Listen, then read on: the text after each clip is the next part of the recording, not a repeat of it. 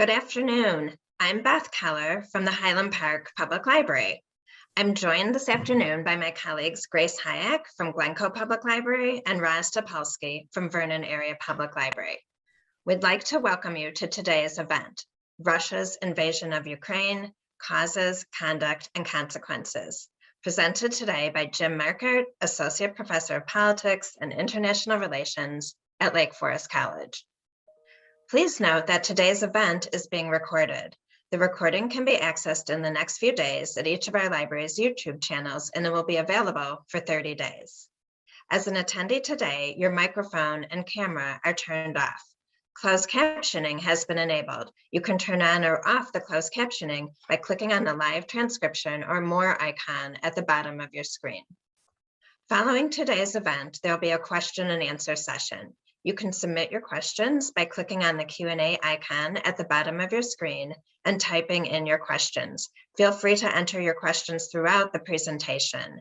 My colleague Roz Topolsky will moderate the question and answer session at the end of the event. I'd now like to turn it over to Grace Hayek from Glencoe Public Library to introduce our speaker. Thank you. Thanks, Beth. Our speaker today is James Marquardt. He's Associate Professor of Politics and International Relations at Lake Forest College. He joined the faculty in 2002. He teaches and researches on issues in international relations and American foreign policy. He's most recently the author of an article titled Leading by Example, Lighting the World, Open Government, Transparency, and Obama's National Security Policy, which appeared in December of last year in the academic journal Democracy and Security. Currently, he's finishing a book project that tells the story of a Chicago woman who performed welfare work with American soldiers in France during World War I. At the time of her death in 1961, at age 94, Mary Frances Willard resided in Highland Park. Jim lives in Highland Park with his two children. One is in college and the other will soon graduate from Highland Park High. Thank you very much for agreeing to share your perspective on Ukraine today, Jim. From the large number of registrants for this, we know that the subject is top of mind for many of our library patrons. I'll let you take it from here. Great. Thank you so much. It's a great honor to be able to share my thoughts with you about these very dramatic and troubling events that we see unfolding in Eastern Europe. I want to thank Beth and Grace and Roz for asking me to participate and to help perhaps inform your thinking about what's going on, how we got to where we are today, and where things are likely to be going in the days and weeks to come. So in today's presentation, I want to focus on this invasion by Russia of Ukraine. I want to focus specifically on the international politics. And I've organized the talk into 4 parts. First, I want to provide some historical context about the war by reviewing the post-Cold War European international political situation as it pertains to both Russia and to Ukraine. My main point here is that the dramatic events that we see unfolding in Eastern Europe over the past 30 years are really critical to understanding Russia's invasion, Ukraine's resistance to the invasion, as well as the West's commitment to Ukraine and its united and unanimous condemnation of the war. Second, I want to look at the causes of this war, and I want to do so by using 2 standard theories of international relations. Each theory offers a very valuable set of insights about how the world works, and by extension, how we ended up where we are today in Ukraine. I should stress at the outset, however, that on a human level, Russia's invasion of Ukraine is tragic and has brought upon the Ukrainian people great suffering and sacrifice. For some of you, I'm sure that this war is deeply personal, and I want to honor your respect and I want to honor and respect your feelings on this issue. The images of the devastated residential areas of Kiev and other cities and towns in Ukraine and the plight of millions of affected Ukrainians are deeply disturbing. The war reminds us of Europe in its past, a time when states used force to carry out wars of aggression against their peaceful neighbors, a time that we thought, of course, was behind us. But the war is also a stark reminder that conflict is always a possibility in international relations, even in times of peace and prosperity. My task is to approach the war from the perspective of international relations theory, Hence, the various observations I'll be sharing with you should not be interpreted as my taking sides in the conflict. My task is simply to share with you how we can approach our appreciation of the causes of the war from an analytical perspective. Third, in today's presentation, I'll also be assessing the conduct of the war thus far. I should warn you, however, that I'm not a scholar of military strategy, and so what I have to say on the conduct of the war may not be particularly illuminating, and there may be some of you, many of you, who are following the actual military conduct much better than I have been. My main point here, however, is that like military experts whose commentaries that I've read, Russia's conduct of the war is disturbing for sure, but it is also kind of puzzling. Though outgunned and outmanned, the Ukrainian military has performed exemplarily. But as the war drags on, it's hard to imagine how the Ukrainians will be able to hold back Russia from achieving its aims, whatever Russia's aims may be. And of course, Russia enjoys considerable numerical superiority in manpower and materiel. Fourth, understandings of how the war started and how it is going to be and has been conducted inform my thinking about how the war might come to an end. No one knows for sure what Putin's intentions are, but indications suggest that at a minimum, he wants to demilitarize Ukraine and bar it from joining NATO. It's also possible that he's determined to eliminate Ukraine as a state. Also, when we ponder how the war might end, we cannot ignore the possibility of a Russia, US, NATO military confrontation, but I'll detail this a bit later. So if we can go to the slide that allows us to look at the larger historical context of post-Cold War Europe. So part one, for the historical context. For the historical context of the war, we need to kind of go back in time to the late 1980s and to the final years of the Cold War. Please recall that at that time, Mikhail Gorbachev was the General Secretary of the Communist Party of the USSR.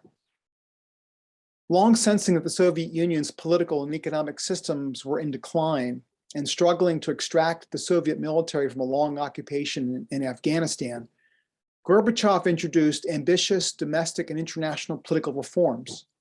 For instance, perestroika called for the restructuring of the Soviet economy with the goal of introducing market reforms. With glasnost, Gorbachev advocated for a political opening in the Soviet Union, which meant that people could enjoy more freedom and perhaps organize themselves into political parties to oppose the Communist Party. Glasnost, more importantly, also meant a greater autonomy for the Soviet Union's different republics, of which there were 15. And of course, these republics included both Russia and Ukraine. In foreign affairs in particular, Gorbachev set out to end the Cold War. The US and the Soviet Union signed important conventional and nuclear arms control agreements, which dramatically reduced tensions on both sides. Gorbachev also laid out a vision of a new system of security for Europe. I think it's particularly important now. He called it our common European home. Essentially, he advocated for the creation of a system of collective security in Europe, which would replace the Cold War model that saw Europe divided for 40 years into competing alliances: NATO, the North Atlantic Treaty Organization on one side, and the Warsaw Pact on the other. In effect, the USSR and its Warsaw Pact allies in Central and Eastern Europe, Gorbachev hoped, would join the European members of NATO to create a security system for all of Europe, where they would together secure one another against future threats among them. All of these reforms, it's worth pointing out, failed spectacularly. That's not to condemn Gorbachev, but rather to kind of recognize that his vision was simply not feasible. Ultimately, of course, the Soviet Union fell apart and things began to change pretty dramatically. Next slide, please. At home in the Soviet Union, efforts to negotiate a new treaty that would keep the 15 republics together also failed. And in August of, I believe, 1991, Communist Party hardliners arrested Gorbachev and initiated a coup. The coup failed, but soon thereafter, the Communist Party and the institutions of the Soviet state collapsed. And by the end of the year, the Soviet Union ceased to exist. All 15 republics of the Soviet Union, including Russia, Ukraine, Belarus, the Baltic states, Georgia, Armenia, and the Central Asian republics all emerged as sovereign states. In Russia, Boris Yeltsin served as president until 1999, and thereafter, Putin has been both president and the prime minister of Russia at different times. Next slide, please. Abroad, Gorbachev's vision of a common European home ran into big problems. In October of 1989, of course, the Berlin Wall fell. In January of 1990, Gorbachev agreed to German unification, and the US and the USSR further agreed that a united Germany would be part of NATO rather than a non-aligned neutral country. The Soviet government opposed the expansion of NATO beyond East Germany, however. Furthermore, just prior to the collapse of the Soviet Union, the Warsaw Pact itself dissolved. A decade later, of course, NATO admitted Poland, the Czech Republic, and Hungary into the alliance. And 5 years after that, 7 more states in Central and Eastern Europe and 3 former republics of the Soviet Union, Estonia, Latvia, and Lithuania, also joined NATO. Next slide, please. These same states also joined the European Union. If we could put the European Union map up, that would be helpful. And the European Union expansion came in 2 waves, in 2004 and again in 2007. As a condition of membership in both organizations, these countries also committed themselves to democracy. Hence, my main point here is that in a short generation, the security, the economic, and the political landscape of Europe changed dramatically. The Western system now transcended almost all of Europe. It's important to note that these countries sought out the association with the West. The United States and the European allies did not expand into the region in the sense of they were unwelcomed and illegitimate aggressors. Of course, Russia was not part of this system, but for a time it did pursue reforms of its own. These reforms, of course, ultimately failed.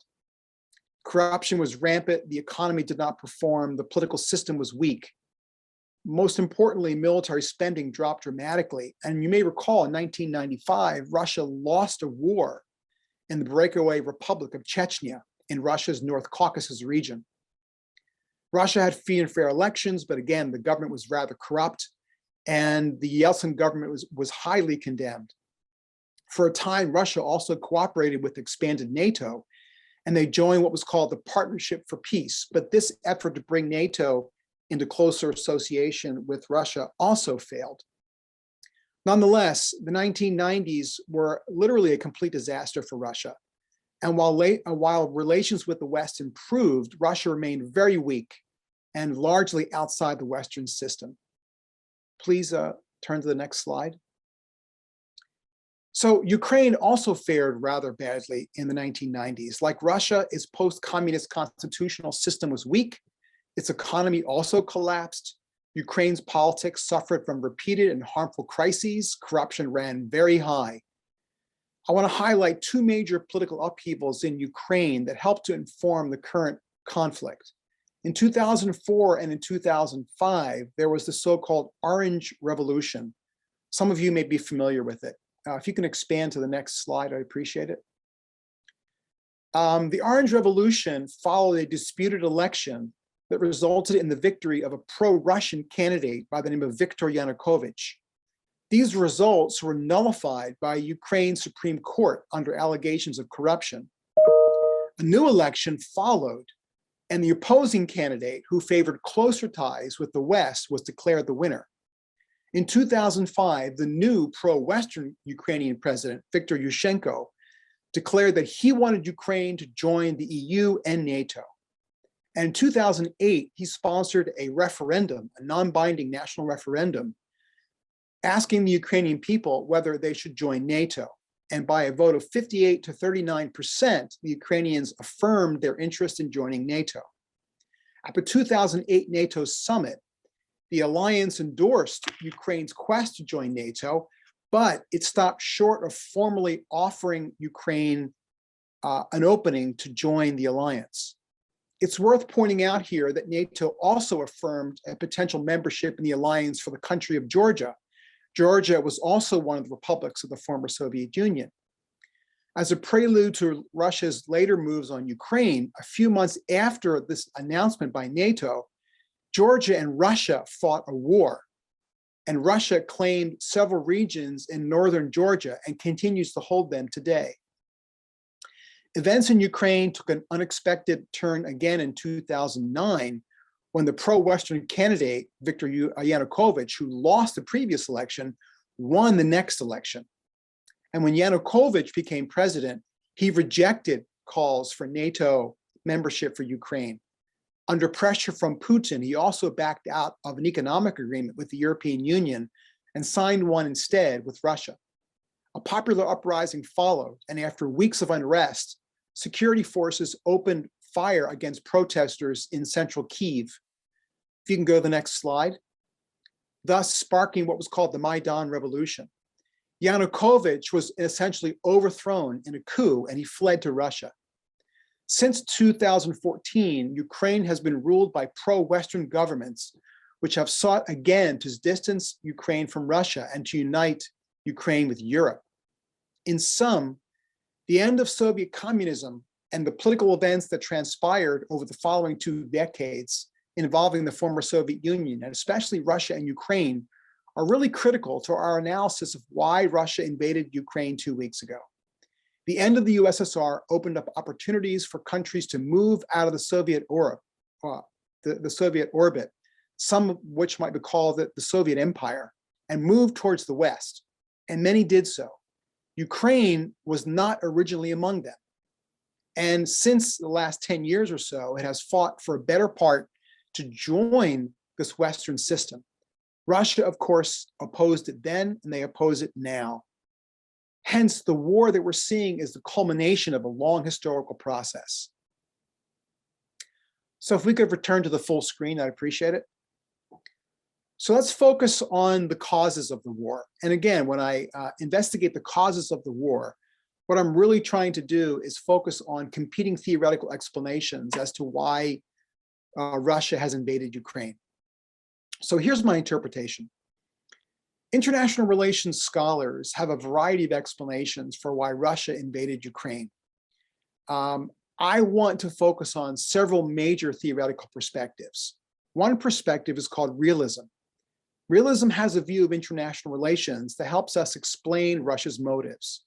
I should emphasize, however, that those who analyze international relations using this theoretical paradigm are neither sympathetic to Russia's cause nor to the pro-Putin government.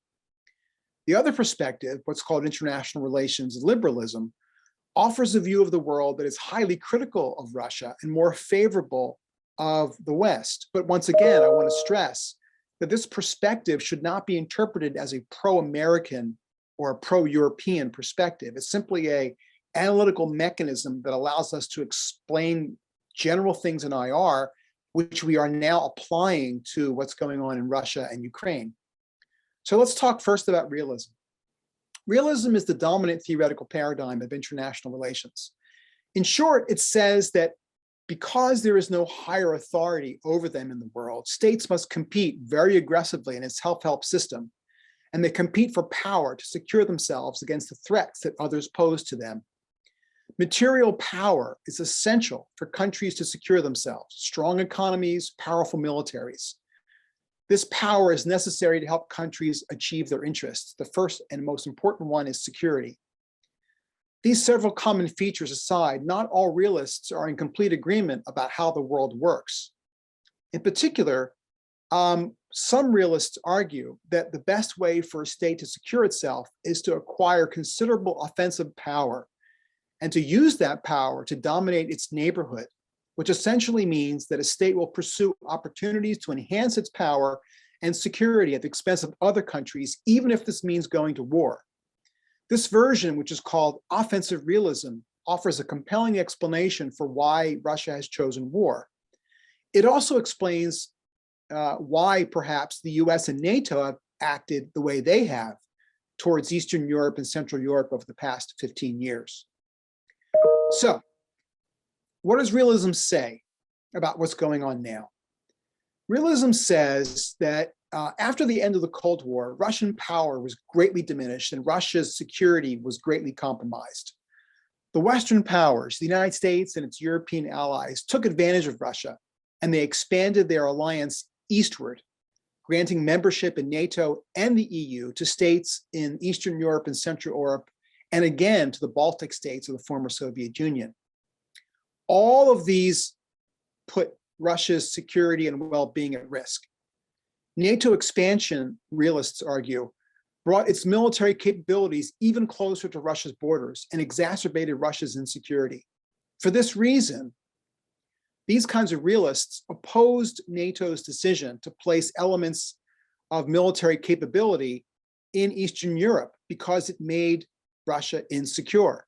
For instance, NATO deployed missile defense systems in Poland and Romania.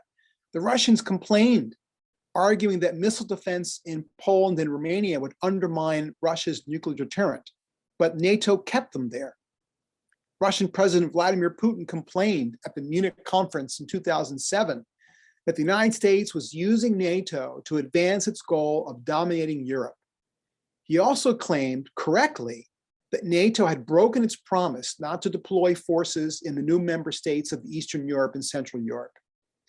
Later in 2014, Putin justified his annexation of Crimea as necessary to counter NATO's expansion. In effect, realism says that the end of the Cold War produced an imbalance of power, one that strongly favored NATO and the US, and which weakened Russia. Hence, a weakened and vulnerable Russia has had to act repeatedly since then, and in Ukraine over the past several weeks, to improve its security situation in response to the aggression by NATO expansion. Now, I want to add that realism offers a couple other bits of wisdom that we should pay attention to. It advises great powers to respect each other's own security interests, including their need for spheres of influence.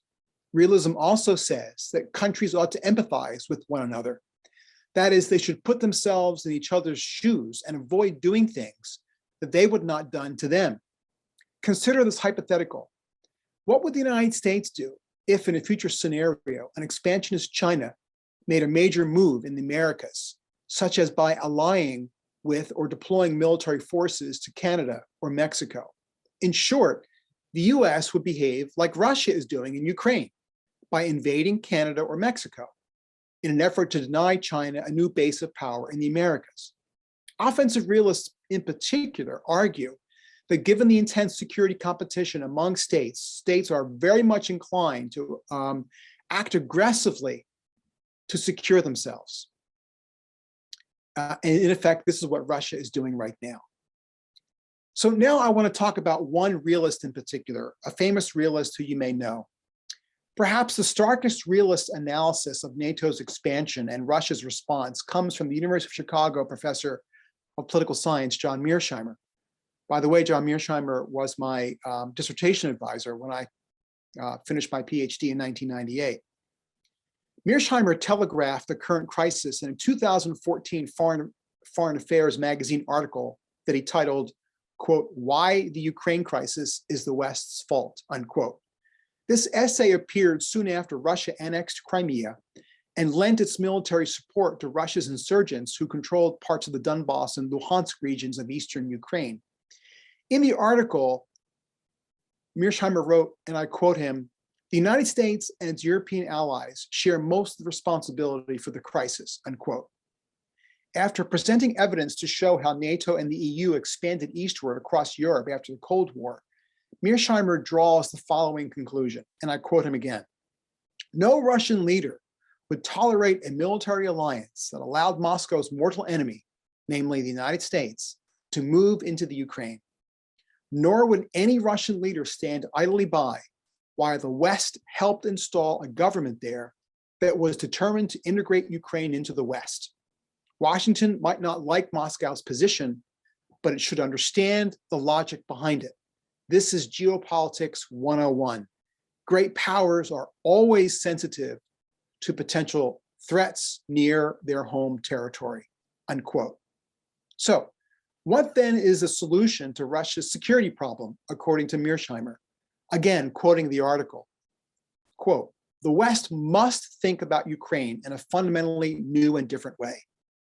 The United States and its allies should abandon their plan to westernize Ukraine and instead aim to make it a neutral buffer between NATO and Russia. Western leaders should acknowledge that Ukraine matters so much to Putin that they cannot support an anti-Russian regime in Ukraine. This would not mean that a future Ukrainian government would have to be pro-Putin or anti-NATO. On the contrary, the goal should be a sovereign Ukraine that falls in neither the Russian nor the Western camp, unquote. In effect, Mearsheimer is saying the US and Europe should say no to Ukraine's bid for membership in NATO. Now, Mearsheimer's thinking, which again, he spells out 8 years ago, remains quite relevant today. Recent essays and editorials in major newspapers and journals, such as The New Yorker, are citing his thinking. Some concede that perhaps the Biden administration should have communicated to Ukraine that NATO membership was not an option. Instead, realists would critique, Biden affirmed Ukraine's sovereign right to seek membership, even though NATO had not yet offered it and had no intention to do so in the foreseeable future. For Mearsheimer, this simply makes no sense. Now, there are some problems with this realist thinking. I want to point out a couple of them. Perhaps the most important one is that this perspective sees people as being acted upon by forces beyond their control. What the people of Ukraine want, in Mearsheimer's view of the world, hardly matters in the grand scheme of things.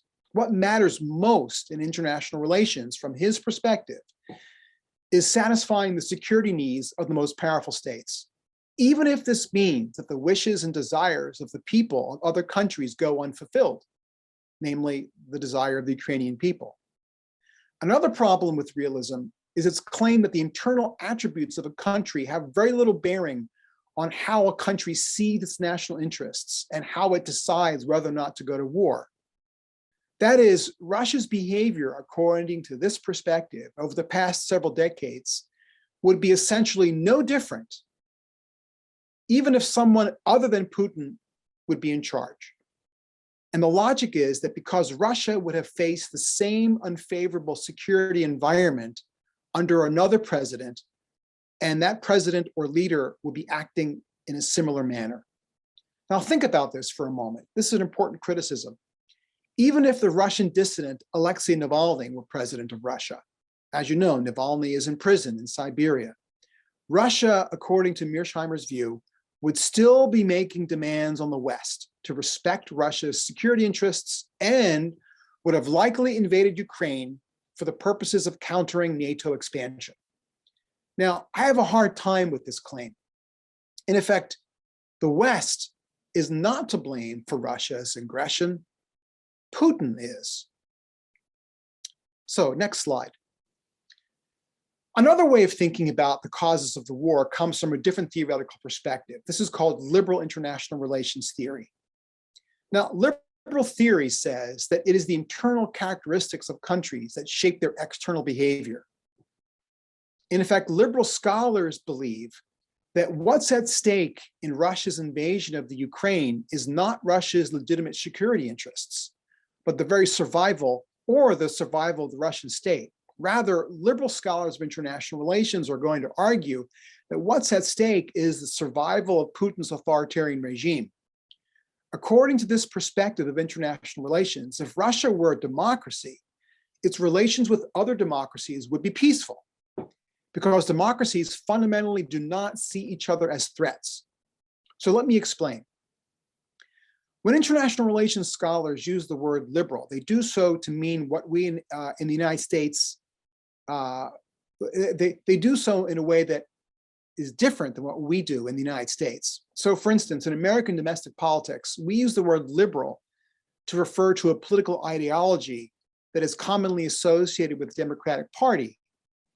But the word liberal in international relations has a different interpretation. It's drawn from the Enlightenment of the 17th and 18th centuries.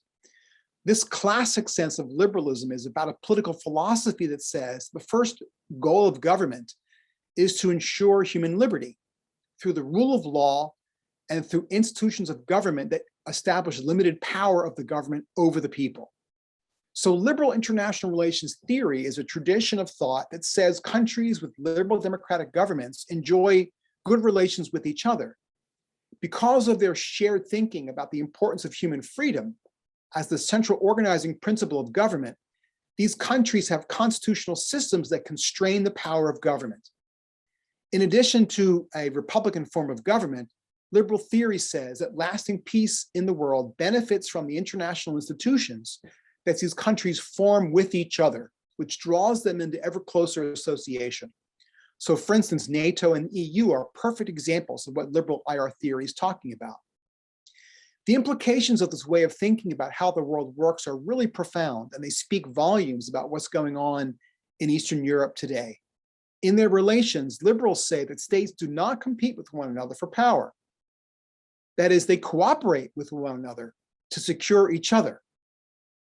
The only possible threat to a liberal and free country comes from countries that have authoritarian governments. These are kinds of countries that deny their own people freedom, and they use power arbitrarily, both in their internal and their external affairs. Now, when it comes to Russia's invasion of Ukraine, you can probably guess where I'm going with this. For international relations liberals, the war is an assault on the very foundations of international peace and security. Russia, which is an authoritarian state, is seeking to impose its will on its weaker neighbor, the Ukraine, which seeks to become a stronger liberal democracy in its own right and join and ally with other free countries in Europe. Russia opposes Ukraine's ambitions and therefore has violated Ukraine's sovereignty, and it seeks to impose its will on Ukraine and thereby secure its own interests at the collective will of the Ukrainian people. Perhaps more profoundly, this view adds that Russia has for years been assaulting the foundations of the liberal international order. Liberal international order is the global mechanism that was forged by the United States since the end of World War II, which created a community of free countries that are bound together by commitment to their shared security, their economic interdependence, and their shared democracies. Writing on the March 3rd in the Financial Times, the American liberal IR scholar by the name of Francis Fukuyama, if you could put his slide up. Francis Fukuyama, who, by the way, was born in Chicago and who lived in Hyde Park during his youth. This is what Fukuyama had to say, and I quote him: "The current crisis in Ukraine has demonstrated that we cannot take the liberal international world order for granted. It is something for which we must constantly struggle and which will disappear the moment we lower our guard," unquote. Fukuyama adds that the problem facing today's liberal societies go beyond Putin and have been at play for quite some time. Indeed, his research shows that global freedom around the world has been in decline for the past 16 years. Russia is to blame for this, and so too is China, as well as the rise of populism, illiberalism, and nationalism in the West, including in the United States. Fukuyama also indicates that Russia has been very active at trying to undermine democratic institutions in the United States, including the 2016 presidential election. Now, liberals say that Ukraine as a sovereign state has every right to chart its own future. Most people there want for their country and for themselves the very things that the people of Poland and Romania and Slovakia and other countries formerly allied with the Soviet Union have gained for themselves over the past 20 years. Contrary-wise, Putin wants to take this away from the Ukraine because he fears that a Western-oriented Ukraine is a threat to his regime. In effect, the threat that Ukraine poses is not to the security of the Russian state. Liberals argue instead that the threat is to the Putin authoritarian regime. This is all to say that Putin wants to deny the people of neighboring countries their basic right to chart their own futures.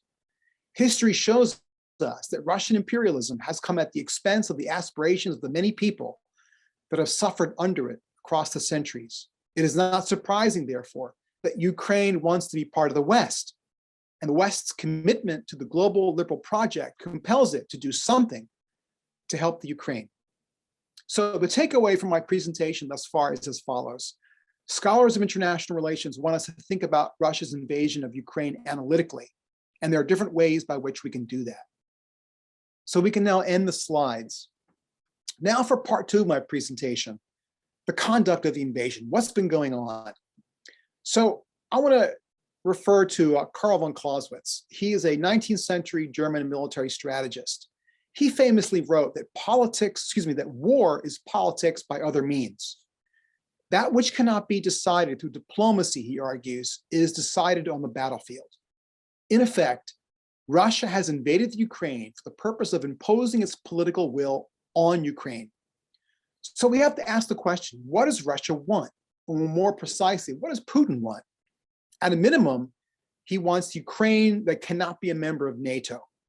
I'm not clear about whether a Ukraine in the EU is acceptable, nor am I clear whether Ukraine can be a democracy. I'm not quite sure what Putin wants. What else does he want? Well, at a minimum, I think he wants Ukraine to be formally seceding Crimea to Russia, as well as the eastern Ukrainian regions of Donbass and Luhansk. Moreover, he argues, Ukraine cannot have a strong military and cannot be allowed to get nuclear weapons. Now that Russia has turned to the use of force, however, it's quite possible that Putin's political aims are more ambitious, and they will continue to expand as the Russian military forces control more and more of Ukrainian territory and come up against greater opposition.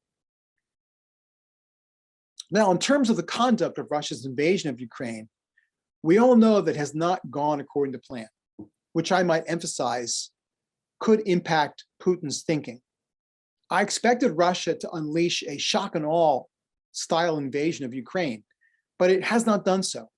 Moreover, as we have learned, Russian forces have low morale, are confused about their missions, and have been bogged down due to logistical and supply problems. Russian forces have met strong resistance, and they've suffered much higher than expected losses. The latest number that I've gotten is over 4,000 Russian soldiers have been killed. The Ukrainians have performed well, and with a combination of courage and tactical skill and lots of sophisticated NATO weapons, they have destroyed hundreds of Russian tanks, military vehicles, and helicopters. Now, my sense is that Putin is doubling down, and he's committing more military power to the invasion, and he's likely to expand his political ambitions. This is the conclusion that the Director of National Intelligence, Avril Haines, shared just yesterday with members of Congress. And by the way, Avril Haines has a bachelor's degree in theoretical physics from the University of Chicago. And while a student at the University of Chicago, she worked in Hyde Park as an auto mechanic. So there are lots of Chicago connections to my story here. Now, Putin appears indeed to be doubling down. Russian forces are seeking to surround major cities, and they're likely to lay siege to them, which means using artillery to destroy critical infrastructure and breed chaos, which in turn, Russia hopes, will disrupt the ability of the Ukrainian forces to launch a military response. Essentially, Russia's strategy is to pulverize Ukrainian cities, just as Russia did in Grozny, Chechnya in 1999 and in Aleppo, Syria in 2015. As for the siege of Grozny, the so-called Second Chechen War, remember that Russians lost the First Chechen War. I want to share with you a famous Putin quote about what he wanted to do in the Second Chechen War, which Russia won. His quote is off color, but I'm going to quote it for you anyway to give you a sense of what he's thinking. When Putin launched the Second Chechen War, he said, quote, "I will pursue this war until the Chechens are left only with their own shit to eat," unquote. Therefore, if Putin is employing the Russian military forces in the same way in Ukraine, that we should expect that despite the loss of human life, he will execute that strategy until Ukrainian President Zelensky backs down. Now, I want to briefly assess the military assistance that NATO has been giving to the Ukraine. On Sunday, the Washington Post article indicated that the United States has given considerable assistance to Ukraine thus far. Here's some of the data. Months ago, the US government gave Ukraine an array of arms and equipment, much of it for urban warfare. The US had delivered over $350 million in military assistance just to Ukraine over the past couple months. It has sent over $1 billion in military aid over the past year. Much of this has gone to anti-armor weapons meant to destroy Russian tanks and armored vehicles. Last week, an Assistant Secretary of Defense reported to the House Armed Services Committee that the United States had delivered to Ukraine hundreds of Stinger missiles, 17,000 anti-tank rocket systems, grenade launchers, and more than 2,000 tons of ammunition. The Ukrainians have received over 200 Stingers thus far from the US. Last week, in a big surprise, the Germans announced they would send Ukraine 500 Stingers. Turkey has supplied Ukraine with armored drones that have destroyed Russian tanks. The impact of this assistance cannot be underestimated. The Ukrainian resistance site, the Kyiv Independent, claims that the Ukrainian military has shot down over 40 Russian Su-30 fighter jets and another 40 helicopters. On Sunday, the Wall Street Journal reported that Russia has lost over 300 tanks and 1,000 armored vehicles. Now, NATO countries are committed to supplying Ukraine with weapons, which means that Russia will pay a heavy price militarily to achieve its political objectives.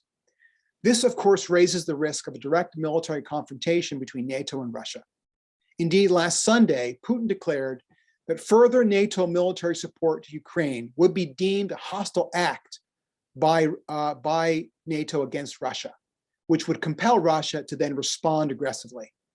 One can easily imagine NATO supply lines into Western Ukraine being attacked by medium-range Russian missiles, which Russia has deployed in Russia, in Ukraine, and Belarus. Scarier still is the possibility of Russia using low-yield tactical nuclear weapons against the Ukraine. Writing in the Washington Post several days ago, journalist Jason Willick had this to say, and I'm quoting, "If Putin ever does go nuclear, he is more likely to authorize a limited use of small, non-strategic tactical nuclear weapons, whether in desperation, if his Ukraine invasion continues to sour, or against NATO countries in some future confrontation. Such non-strategic or tactical nukes might not end the world, but they could end the battle and perhaps even the war," unquote. Now, perhaps it is the threat that Russia will take these steps that Putin believes will compel Zelensky to end the fight. I have no doubt that Putin is banking on this for the purpose of gaining the upper hand. If NATO and the US call his bluff, however, then things will certainly deteriorate still further. In sum, as for the conduct of the war thus far, things are not going well for Russia, at least according to their plan. Superior capabilities and manpower give Russia the upper hand as the war drags on. However, if NATO continues to supply Ukraine with sophisticated weapons, Russia will continue to lose serious capability, which in turn might compel, I think will compel, Putin to escalate his assault further on the Ukraine. Russia's tactical nuclear weapon use is unlikely, but I think we can't dismiss the possibility. In effect, things are likely to get much worse before they get much better in the days and weeks ahead. Finally, let me speak to the political consequences of the invasion. Whatever Russia's political aims might be, it has committed itself to the use of force to achieve them. Shortcomings in achieving these aims, I argue, have not dissuaded Putin thus far. They have emboldened him to escalate the fight. Yet, Russia might still struggle to achieve its political goals. We have to ask the question, at what level of military cost is Russia prepared to accept to change its political goals? More generally, we ought not underestimate the international political consequences of Russia's invasion. Several important come to mind. First, NATO has been united to a degree unseen since the end of the Cold War. Germany's center-left government has committed itself to an ambitious military spending program, which is remarkable, given that the coalition in power now has a long history of anti-militarism. The neutral states of Europe are getting nervous. For instance, the president of Finland, Sauli Niinisto, visited the White House last week. In an interview on Friday night with the PBS NewsHour, he said that the Finnish parliament would take up a debate on whether to join NATO. Sweden is also disturbed by the incursion of Russian fighter jets into Swedish airspace. Second, should Russian military occupy and incorporate most or all of Ukraine into a neo-imperial Russian state, it will continue to pay a heavy price economically, militarily, and politically. Russia's rule on the Ukrainians will be harsh. A Russian-sponsored Ukrainian government will lack legitimacy. One can imagine all sorts of resistance by the Ukrainian people. A violent insurgency is all but a certainty. And indeed, the United States Department of Defense is already implementing a plan to support an all-out Ukrainian insurgency movement should Russia occupy the country. It is also meant to sustain, the West at least, wants to sustain economic sanctions. And as we know, the Russian economy is already hurting because of sanctions. Bottom line, it's hard to imagine how Russia comes out of the war with an improved security situation. Critics of realism have long argued that the utility of force to achieve a country's political goals has diminished greatly in recent decades. By attacking its peaceful neighbor, Russia is losing power, not gaining it. Indeed, Americans have learned this lesson from our wars in Vietnam and Afghanistan, and especially most recently in Iraq. In effect, it's hard to see a scenario in which Russia emerges more secure and more strong because of the war. In effect, I think Russia's invasion of Ukraine is a strategic blunder. So asking the question, what if Russia loses, does not suggest that Russian forces leave Ukraine defeated. A loss for Russia is anything short of a win. And a win for the Ukrainians and the West is anything short of Ukraine's defeat.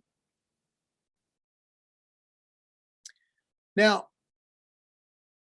in conclusion, and I want to kind of bring this back to what I say to my students. In conclusion, the current situation reminds me of a short reading that I give my students in Introduction to Global Politics. The reading is called the Melian Dialogue. Those of you who may be students of ancient Greek history could be familiar with it. So the Melian Dialogue was penned by the ancient Greek historian Thucydides, who is considered the grandfather of realism. The Melian Dialogue tells a story from the 5th century BC about the resistance of the people of the island of Milos to the threats against them by the Athenian military, which wanted to occupy the island. The Melians said that they had the right to their sovereignty, to live in peace and to be left alone. The Athenians disagreed, and they advised the Melians, who were no match for Athenian power, to, quote, get the peace that you can get, essentially, take the peace we offer you. And the Melians were expected to agree to occupation by Athens. The Melians refused. The Athenians responded by attacking the city, killing its men, and sending out its women and children to live in slavery. Yet the notion that might makes right is not the true moral story. The Athenians attacked Milos because they believed that doing so was necessary to enhance their security and to prevail in their war against Sparta, which was their main adversary. In the end, however, Athenian aggression against Milos did not improve Athens's security. And indeed, ultimately, the Athenians lost their war against Sparta. So my message to President Putin is this: beware. Russia may very well be the modern Athens. And Russia's war in Ukraine will jeopardize rather than enhance Russia's security. Now, finally, there's a lesson here for the United States too. The German idealist philosopher Immanuel Kant, he's the grandfather of modern liberalism. Kant believed that liberal democracy is the wellspring of world peace. Ukraine aspires to be part of the liberal world, and yet Kant has a very important message. Kant expressly forbids countries from taking up arms to export democracy. Democracy, Kant believes, prevails when a country's people want it and are willing to fight for it themselves. Hence, Kant would say to President Biden and to Americans, it is not America's responsibility to ensure that Ukraine is free. And the US and its NATO allies should not allow themselves to be drawn into a direct military confrontation with Russia for the sake of fulfilling the aspirations, as noble as they may be, of the brave Ukrainian people. So I've said all I wanted to say. And now I would like to hear what you have to say. Again, thank you. Jim, thank you so much for that presentation. There's so much to think about. I know I was taking lots of notes. I'm sure everybody at home is too. But thank you just for that overview and kind of explaining things to us. Before we move on, I just want to mention that we are going to put a poll up on the screen shortly, and we could just, before we move into questions, if we could just ask everyone to just take a second to please complete that.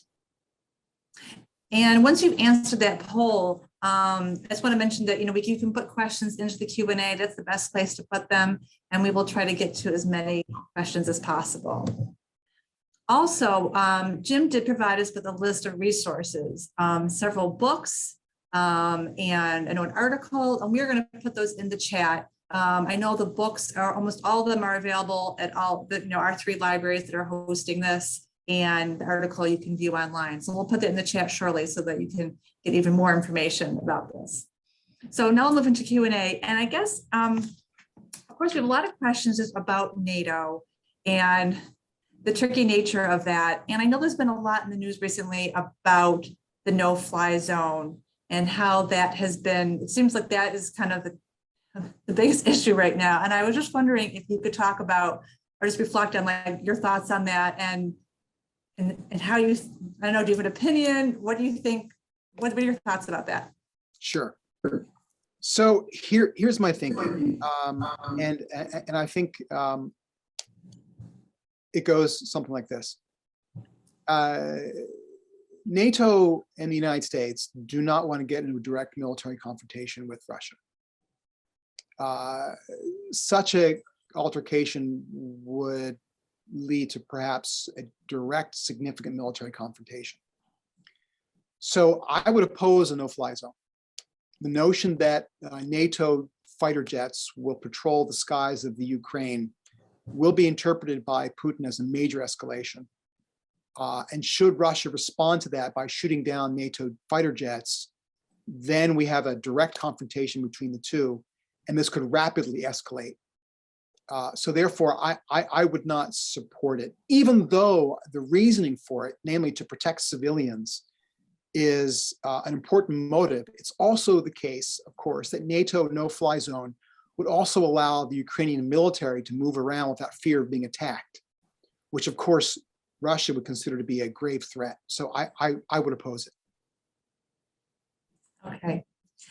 Let's see, we have some questions. Someone would like to know what leaders or movements could intercede on this war and end Putin's tenure? What forces outside of Russia can help accomplish this?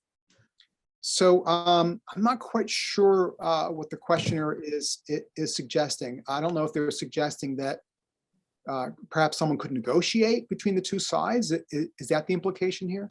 Right. Are there other leaders in this world that could be effective? Yeah. Could be more effective than what's been happening so far. Yeah.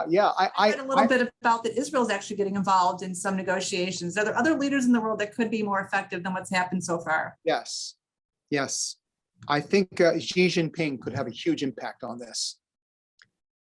If he were willing to broker a deal, I think the Russians would probably be inclined to accept it. So China does not want to see a widening war. It would profoundly disrupt its economic development plan.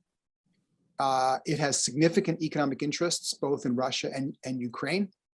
Also, Xi Jinping would be considered a neutral arbiter, unlike the United States. And I think this is China's opportunity to really step up as an emerging power and assert some leadership here. My sense is that there are probably already things going on beneath the radar. But I think there's potential there. I don't think Putin would respond favorably to President Macron. He's already called him pretty boy, which is kind of disrespectful, I would think. He has dismissed Olaf Scholz of Germany, as well as Boris Johnson of Britain. So I think Xi Jinping would be one significant possibility. Someone would like to know, how do you think the Russian people view this war, assuming they have the means to access accurate information? Do you think they do have access to accurate information? Do you think they have any influence about what's happening in their country? Yeah. So, I saw today in the New York Times, they have a plot of a map of Russia where it indicates regions of the country where protesters have been arrested. And there are something like 12,000 people who've been arrested in protests throughout the country, many of them in Moscow and St. Petersburg, which are the two biggest cities. So it's quite clear that, there's not a complete media blackout, that if you want to find information about what's going on, you can find it online. And those who are disturbed by it have been protesting. However, most Russians, from what I understand, are sympathetic to the Russian perspective, and they're supportive of their president, at least so far, largely because they may not be fully informed as to what's really going on. And of course, Putin wants to keep a control over that process. I also want to, I don't want to implicate the United States, but when I think back about America's war in 2003 in Iraq, there was a lot of gung-ho, shock and awe support for the war. And even though the execution of that war was a great success, the United States punished Iraq severely. And many Americans, even with an open media, were still very pro the United States. So, there's the issue of nationalism here, right? The Ukrainians are nationalists, the Russians are nationalists, and they're generally going to support their countries. So how effective do you think the sanctions that have put in place have been? That was really, can you just comment on how effective you think the sanctions have been so far?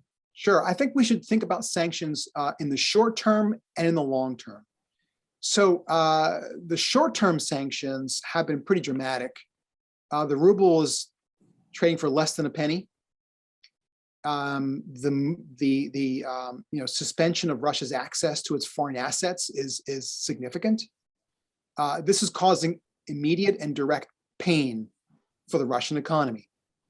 And that's a problem, and that's been significant. I think that Russia underestimated the collective willingness of the West, and indeed many other countries, to impose these sanctions.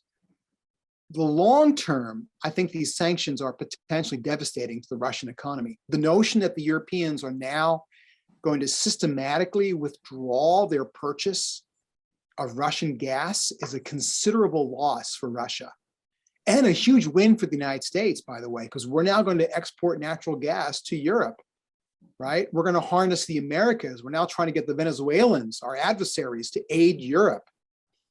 So I think Russia over the long term will hurt severely if sanctions continue. So I think in the long term and the short term, there is pain. And I think Putin and the Russian economy will suffer pain for a long time.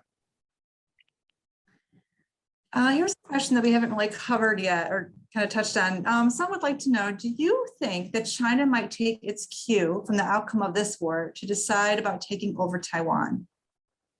Certainly, people are talking about that, right? There are strategists who are fearful of that. I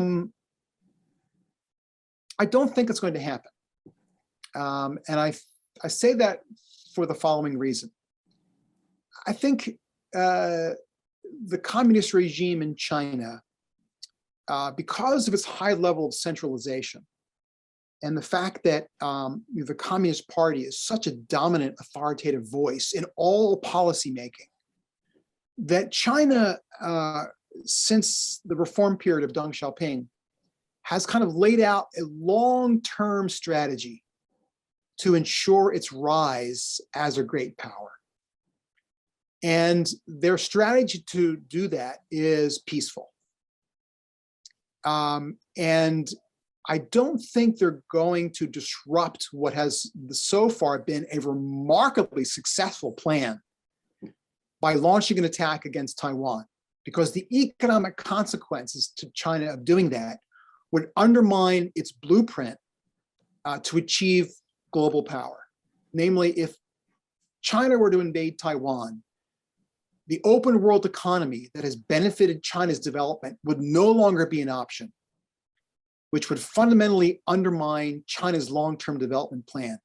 So I don't think Taiwan is at risk, at least to a military attack. Can you estimate the length of this engagement, considering US involvement versus non-US involvement? If any, do you address that? Yeah, again, I'm not a military strategist, and I'm trying to find good sites online to follow. But here's my thinking. I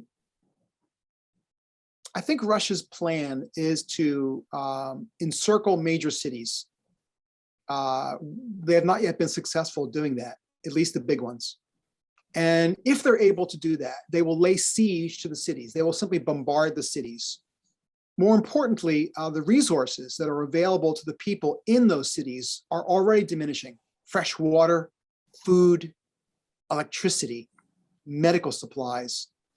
I think they're banking on not so much directly engaging the Ukrainian military, but rather making the people in these cities feel severe pain, which would then compel Zelensky to surrender. I think that's their plan. The Russians are not going to expose what remains of their invasion force to airstrikes by missiles, which will destroy tanks and armored vehicles. If they were to enter the cities, to fight in the cities, that would be a huge tactical advantage to the Ukrainians. So I think it's highly unlikely that Russia will go into the cities. They'll bombard them, they'll starve the people out. There will be a significant humanitarian crisis, which they hope will compel Zelensky to surrender. Someone would like to know, given that Russia has violated the Budapest Memorandum when Ukraine gave up its nuclear weapons, what are the consequences for nuclear proliferation in other countries? Great question. I mentioned John Mearsheimer early in the presentation. When the Cold War ended, he wrote an essay which in effect said, Ukraine should not give up its nuclear weapons. And he made that argument under the premise that if Ukraine were to keep its nuclear weapons, right? Ukraine inherited these weapons because the Soviet Union collapsed and the Soviet Union had nuclear weapons in the Ukraine. He argued that if Ukraine kept its nuclear weapons, the Russians would never attack Ukraine because Ukraine would have a deterrent that would prevent Russia from doing so. The Ukrainian government gave up its nuclear weapons, as did Belarus, as did Kazakhstan. And the United States and Russia cooperated together to gather up all of this nuclear material. The US spent billions of dollars helping the Russian government gather up all of these nuclear weapons and destroy them. It's ironic now, right, that a nuclear-free Ukraine is now being attacked, right? It lacks that deterrent. Now, as for the future, Putin will not tolerate a nuclear Ukraine, period. And I think the Ukrainians don't aspire to get nuclear weapons. So that's one point. Secondly, I don't see other countries in Europe getting their own nuclear weapons. NATO has a US-dominated nuclear capability. France has a small nuclear force. Britain has a small nuclear force. Sweden gave up their nuclear program. Germany has never pursued nuclear weapons. I don't think NATO needs more nuclear weapons to deter a Russian attack on NATO. So I don't expect nuclear proliferation to occur in Europe. Okay. There are so many questions coming through. We're going to probably go with maybe a couple more. But let's see. So if the Ukraine falls to Russia, do you think there's a possibility that Russia would then continue to push further into other countries, other parts of Europe? Highly unlikely. Doing so would result in a confrontation with NATO because all of these other states are NATO member states. Mhm. The only there are two exceptions. One is the country of Moldova, which is between Romania and Ukraine. Moldova is not part of NATO, and Moldova was, I believe, part of the former Soviet Union. So that could be one target. The other one will be Belarus, which is already a client state of Russia anyway. So while Russia may expand into Moldova, Ukraine, and Belarus, I don't think it goes beyond that because the Russians know if they were to pursue further expansion, it would be into NATO and NATO would respond. Let's see, someone would like you to comment on Germany's policy towards Russia in light of German incursions into Russia/Ukraine in World War I and II and Russian perceptions. Yeah, this is a really interesting phenomenon, right? During World War II, the Nazi regime and the German military just devastated Eastern Europe. And of course, millions of people were slaughtered on the battlefields, in cities, and in extermination camps. It is a singular great tragedy of the 20th century.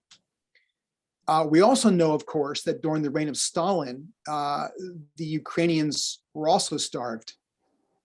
So the Ukrainians have been getting it from both ends, right? From the West and from the East. But what's so interesting about Ukraine's perceptions now, clearly before the war, and certainly since the war, Ukrainians see Russia as their greatest threat. Even Ukrainians who speak Russian, who are ethnically Russians, see Russia as the greatest threat. They see Germany as one of their greatest allies, right? A Germany that is democratic and liberal and free and prosperous is in many respects a magnet for the Ukraine, right? The Ukrainians see themselves as wanting to be like Germany.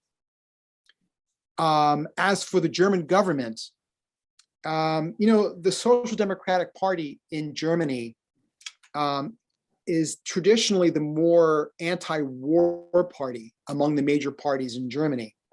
Indeed, Olaf Scholz was an active student leader in the anti-militarist wing of his party during his youth. Now he's the chancellor. His foreign minister is the leader of the environmentalist Greens party.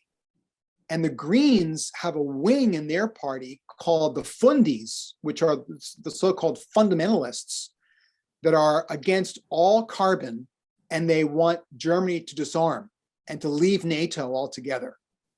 So strangely, you have Olaf Scholz and his foreign minister, the leader of the Greens party, who are now spearheading a commitment with Olaf Scholz made about a week and a half ago to increase German military spending by many, many tens of billions of dollars over the next several years, and fulfilling Germany's pledge to meet their 2% spending on military defense for NATO.